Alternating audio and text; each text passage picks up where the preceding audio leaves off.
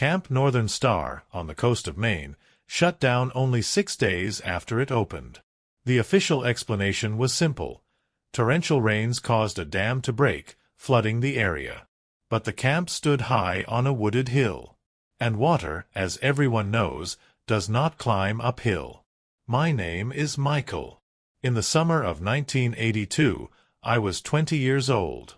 A history student at Boston University, just finishing my 3rd year. That summer we were given a choice, either work construction or serve as camp counselors for children. I chose the camp. It sounded easier. Fresh air, woods, kids. I'd always gotten along with children, and I imagined a relaxed summer. The assignment I was given was a new camp called Northern Star. They told us it was a model facility, freshly built, intended to showcase the state's youth program. But it was in the middle of nowhere, buried in dense pine forests, nearly 100 miles from the nearest city. The journey was long. First a train ride up the coast, then 2 more hours in a rattling old school bus down twisting country roads. We arrived 3 days before the children. The camp smelled of cut pine and fresh paint. 4 long dormitory cabins for the kids, a dining hall, an infirmary, a small administration building with counselor housing, and a central square with a flagpole. All of it brand new. Around us, rolling wooded hills, thick with spruce and fir. The silence was so deep it rang in my ears. There were 16 of us counselors, plus the director, a cook, a doctor, and a few maintenance workers. The director's name was Mr. Harris, a heavy-set man in his 50s with a booming voice. He gathered us in the dining hall the first night and gave a long talk about responsibility, order, and the importance of making this first summer perfect. Inspectors from the state would be visiting soon, and failure, he said, is not an option. I was assigned to the 3rd cabin, 24 boys, ages 10 to 12. The head counselor was Margaret, a strict woman in her 40s with cropped hair and a no-nonsense military tone. She distributed handbooks, handed out assignments, and ordered us to check every room. The dorms were immaculate. 12 bunks per room, each with identical blue blankets folded just so. The smell of paint was sharp and inescapable. The first 2 days we prepared, decorating, arranging schedules, painting signs, rehearsing songs for the opening ceremony. Among the staff was Daniel, a math major from Vermont. We hit it off immediately. At night, after work, we'd sit on the porch of the counselor house, smoking and staring out at the dark tree line. "This place feels dead," Daniel muttered one night, flicking his cigarette into the grass. "No radio. No cars. It's like another planet." "At least it's quiet," I said. Neither of us knew how wrong I was. That first warning sign haunted me. Still, nothing could have prepared me for what I saw the following night. Sometime after midnight, I woke suddenly. Maybe it was a sound, maybe just a feeling, but something was wrong. I got up, slipped on my shoes, and walked down the corridor of the cabin. The first room was normal. The boys were snoring, shifting in their bunks. A few muttered in their sleep. But when I opened the second room, my blood turned cold. All 12 beds were empty. The blankets neatly folded, pillows untouched. I stepped inside, heart hammering. Moonlight filtered through the window, cutting a pale square across the floor. And there, in the shadows at the far corner, I saw them. The 12 boys stood shoulder to shoulder, facing the corner of the room. Motionless. Silent. I swallowed hard. "What are you doing?" My voice cracked. No answer. I took a step closer. Back to bed. Now. Nothing. They didn't flinch, didn't even breathe. I flicked on the overhead light. All 12 squinted, recoiling slightly, but they didn't move from their spot.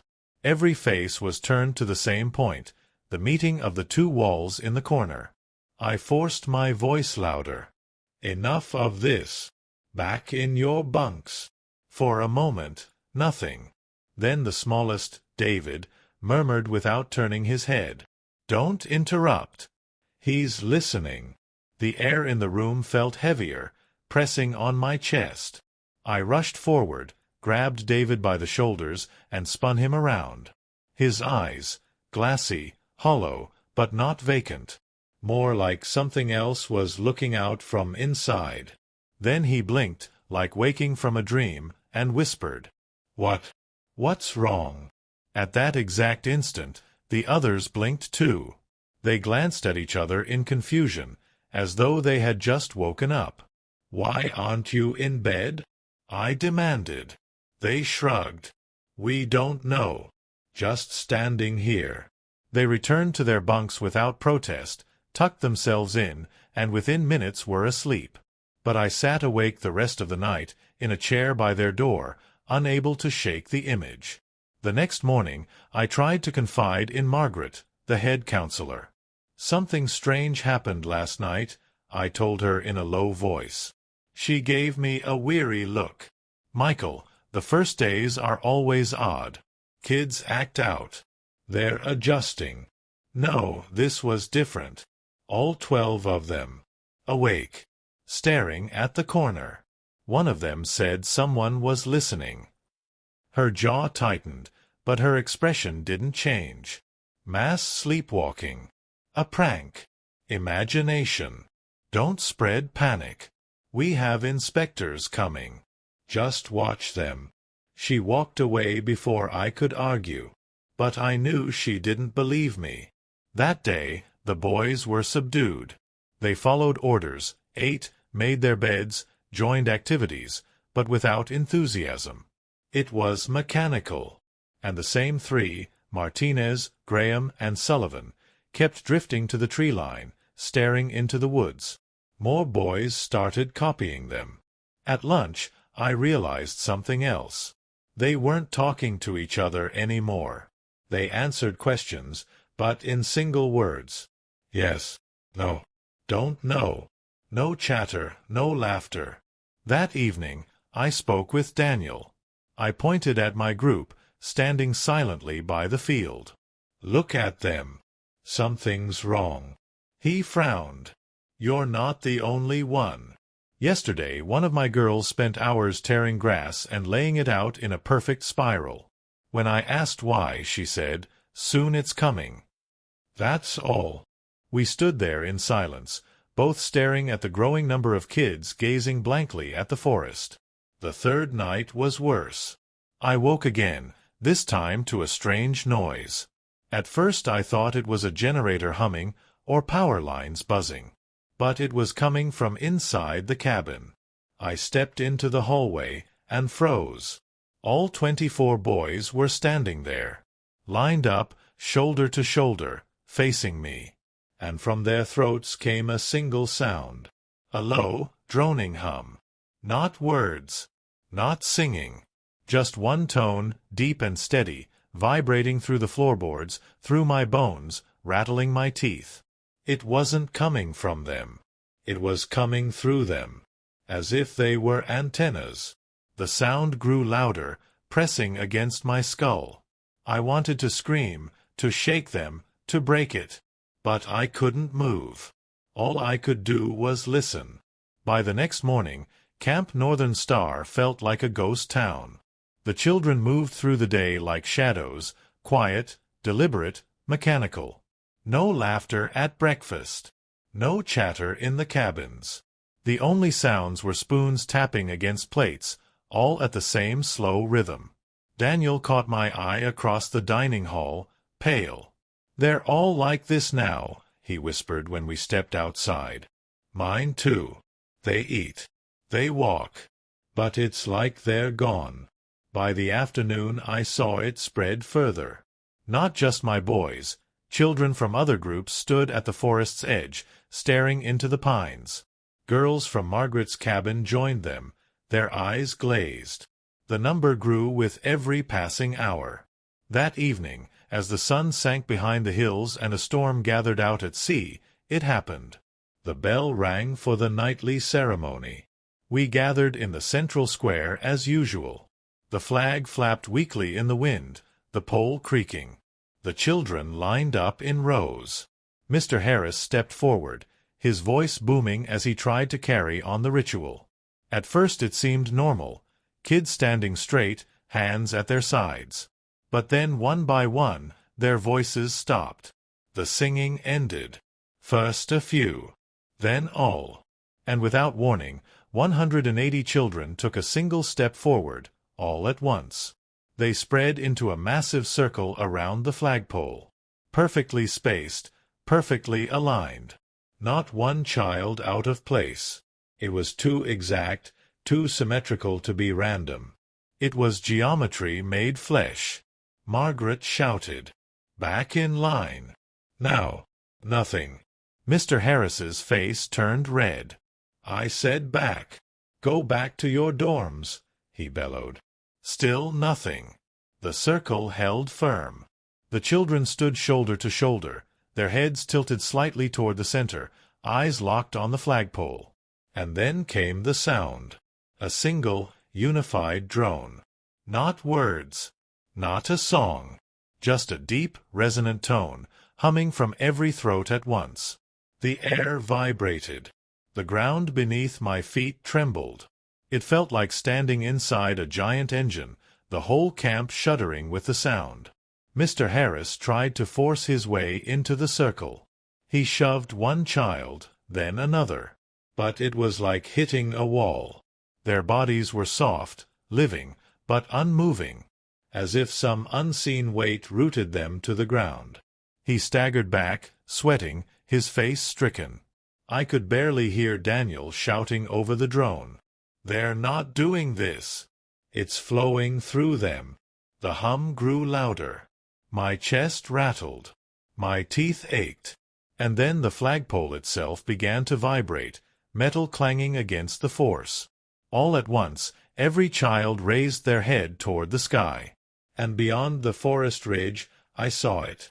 Behind the camp, atop the old abandoned radar station, a glow appeared. At first it looked like mist catching moonlight.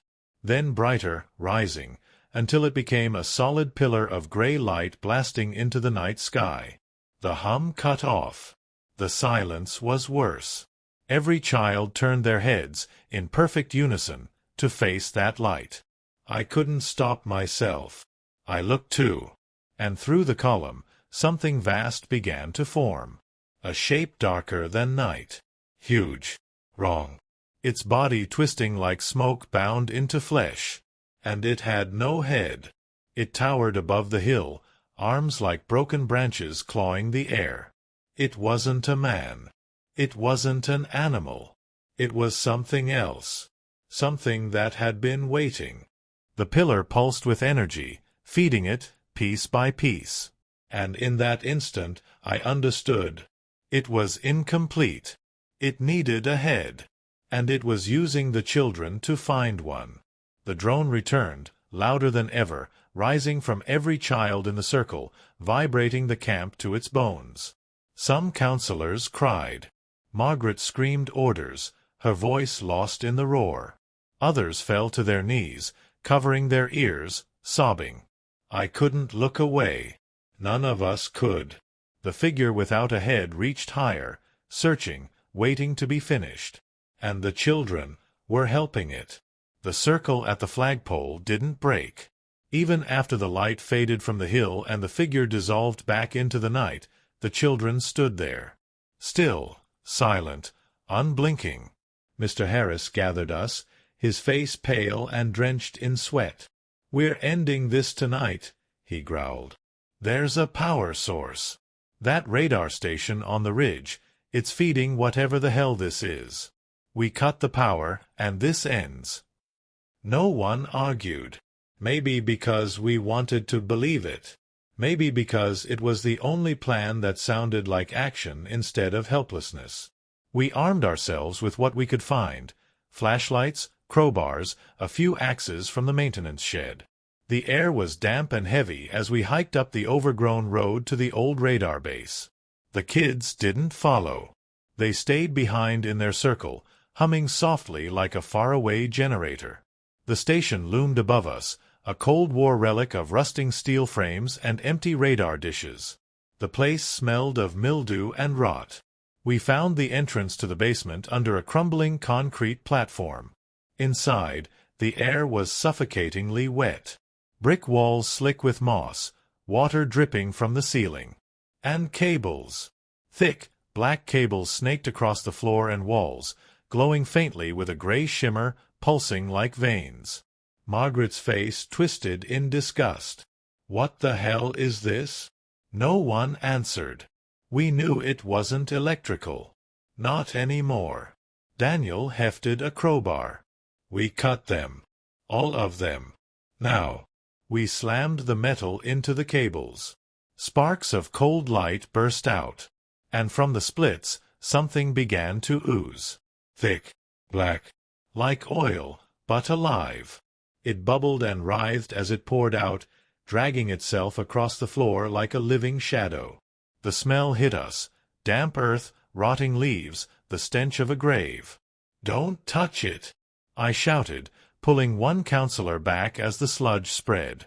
We hacked at more cables. The more we tore, the more the black substance poured out. It slithered like snakes, pooling together in the center of the basement. A cold mist rose from it, curling around our ankles. The temperature plummeted, our breath visible in the beam of our flashlights. Then came the sound. A low, wet gurgle, as though the thing itself was breathing.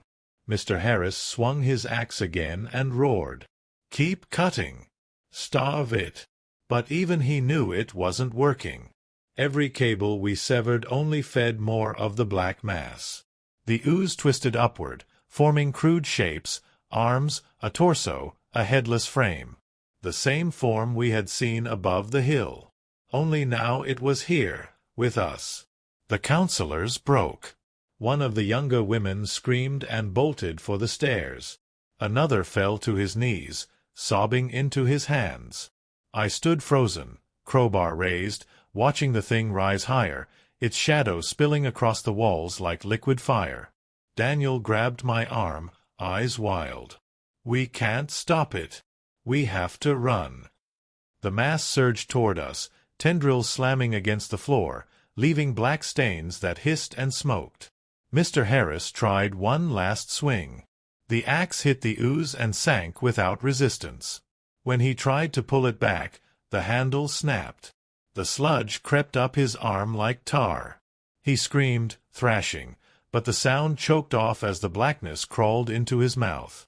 His eyes rolled back. His body jerked like a puppet. And then he stood still. When he turned, the eyes were gone. Two bottomless pits of oil stared back at us. "Move!" Daniel dragged me toward the stairs. We scrambled up, the others behind us, our flashlights cutting wild beams in the damp stairwell. The sound of the black mass followed, not footsteps, not slithering.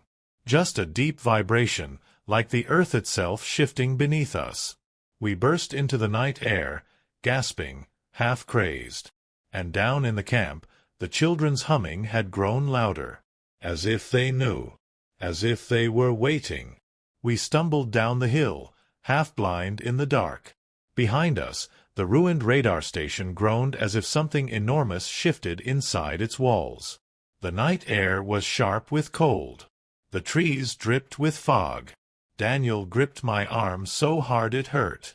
"It's not just power cables," he gasped. "That thing, it was already here. The camp woke it up." We reached the edge of the forest. From below came the sound. The humming. The children were no longer at the flagpole. They were moving. Hundreds of small figures streamed silently from the camp, spreading through the woods in perfect lines. No torches, no chatter, no hesitation. Just a tide of bodies walking deeper into the trees. And we knew where they were going. Locals had whispered about the old stone labyrinths scattered across the coast of Maine, relics from Norse sailors or native shamans, depending on who told the story. We counselors had passed one days before on a hike. A spiral of flat stones laid carefully on the forest floor, weathered by centuries but still intact. Now the children were heading straight for it. The labyrinth glowed before we even reached it. A milky white light seeped from between the stones, outlining the spiral like veins of quartz. Fog clung to the clearing, swirling unnaturally, as though drawn inward. We stood at the edge, frozen. The kids were already there. One by one they stepped into the spiral, walking with slow, synchronized precision. Their gray-lit eyes shimmered in the mist. Each child found their place at the outer rings, forming a human wall around the center. At the heart of the labyrinth, the glow thickened into a pale column of light, pulsing in rhythm with the humming voices. Margaret tried to push forward. "We have to stop them." She stepped into the spiral, but the moment her foot touched the glowing stones, she reeled back as if shocked. Her skin blistered instantly where it met the rock. She screamed, clutching her ankle. "It won't let us in," Daniel whispered. The children kept walking, filling every pathway of the labyrinth until the entire spiral was alive with gray light. And then the humming changed. It rose in pitch, unified, sharper. No longer background noise. It was language. We didn't understand the words. But our bones did. Our nerves did. Every instinct screamed that this was a summoning. At the center of the spiral, the column of light wavered, and something began to form inside. The same shape we had seen above the radar station. Towering, headless, skeletal, but now clearer, more defined. Its arms stretched toward the sky. Its torso swelled with every note the children sang. It was feeding on them. Daniel turned to me, eyes wide, his voice shaking but firm. "It needs a head. That's what it's missing. That's what they're building." The realization was a blade in my chest. Every ritual, every spiral of stones, every hum, it was a construction. And the final piece was human. One of us. The spiral glowed brighter, blinding. The children's voices peaked in a single piercing note. And through the haze, I saw one boy break from the formation. David. The smallest one, the one who had whispered about listening. He walked into the very center of the labyrinth. The light wrapped around him like liquid glass. His body lifted slowly into the air. The figure without a head bent forward, as if waiting to claim him. Margaret screamed and lunged forward, but Daniel held her back. "If you touch it, it'll take you too." I couldn't move. My legs were rooted, my mind split between terror and some horrible pull to watch. David floated higher, arms limp at his sides, eyes wide and glowing. The headless thing reached closer. And in that instant, Daniel shoved something into my hands. A crowbar. His voice broke as he whispered, "If one of us has to stop it, it's me." Before I could react, he ran into the spiral. The stones flared white, blinding. His body convulsed with the shock, but he didn't stop. Step by step, screaming through clenched teeth, Daniel forced his way to the center. The children's chant grew frenzied, nearly deafening. And then Daniel raised the crowbar high above his head. Daniel's scream tore through the fog as he staggered deeper into the spiral. Each step across the glowing stones seared his skin, but he didn't stop. The crowbar in his hands shimmered with the same sickly gray light that bled from the labyrinth itself. The children's chant shifted, no longer steady, but frantic, their voices rising in desperate unison as though trying to drown him out. At the very center, David floated in midair, suspended by the pale column of light. His eyes blazed silver, his mouth open in a soundless cry. Above him, the headless figure leaned closer, its faceless void straining toward him. Daniel reached him, and with all the strength left in his battered body, he swung the crowbar down into the heart of the spiral. The ground shook like an earthquake. The spiral of stones exploded in a burst of blinding white. Children screamed in perfect synchronization, their voices blending into a single piercing wail that rattled the trees and split the sky. The crowbar struck again. And again. Each blow sent cracks racing through the labyrinth, light pouring upward like blood from an open wound. The figure convulsed, its massive, headless form shuddering as if coming apart. Arms stretched outward, collapsing in on themselves. Its torso split, pouring fragments of gray flame into the sky. Daniel turned his face toward us. His expression was twisted in agony, but his eyes burned with determination. One last strike. The crowbar hit the central stone, and the labyrinth erupted. A column of light shot into the heavens, ripping the clouds apart. The forest bent under the force, trees groaning as if in pain. Every child collapsed to the ground at once, their chant cut off mid-scream. The headless figure staggered, its massive body unraveling in shreds of ash and shadow. It clawed at the air, twisting, desperate, before collapsing inward, dissolving into the night like smoke in a storm.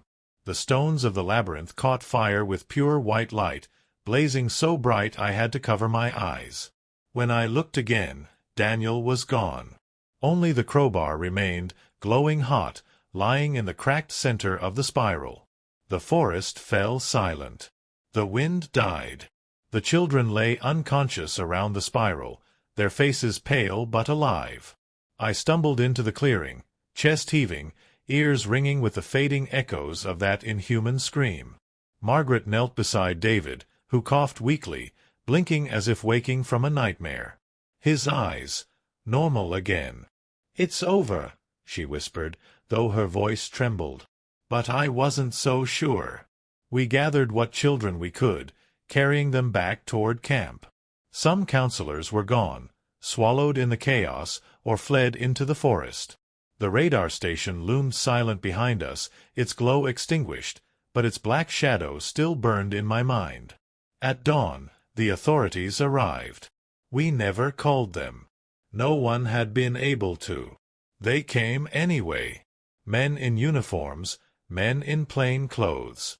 They took the children, ushered us aside, silenced every question with sharp orders. By noon, trucks had rolled in to dismantle the camp piece by piece.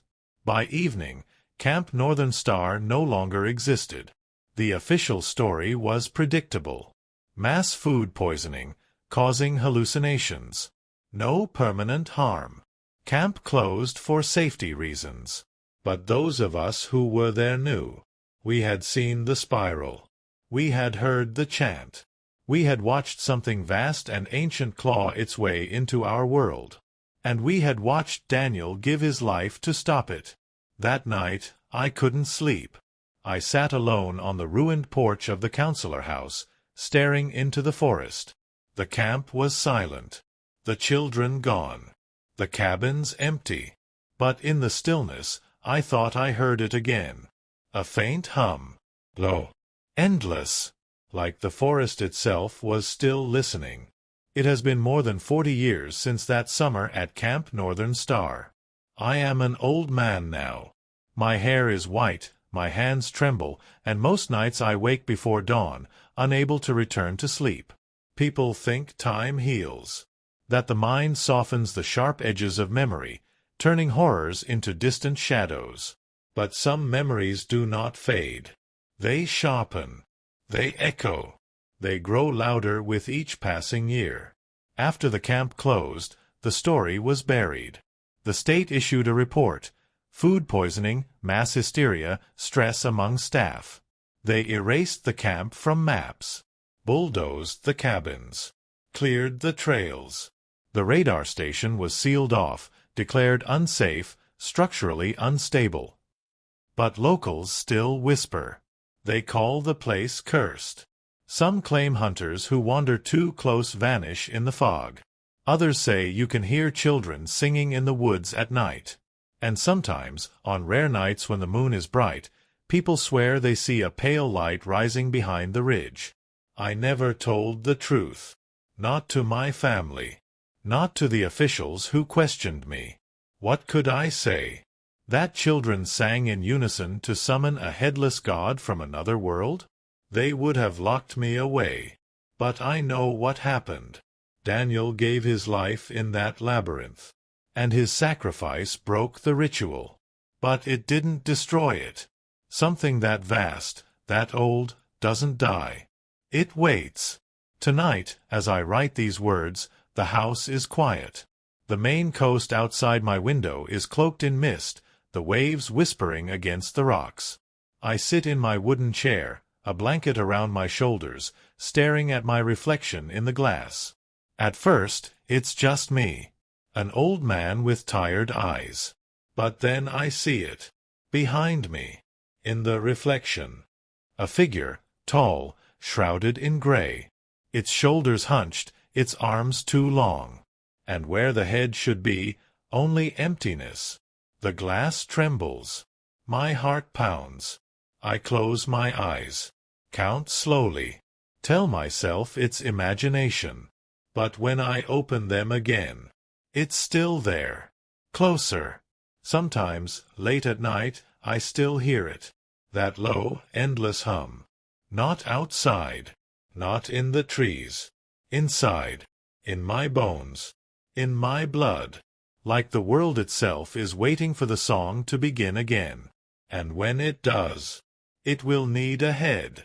If this story struck a chord with you and you want more, stay with us. Subscribe, leave a like, so you don't miss the moment when the next tale comes knocking at your door. And in the comments, write just one word that stuck with you tonight. It might become the seed of our next story.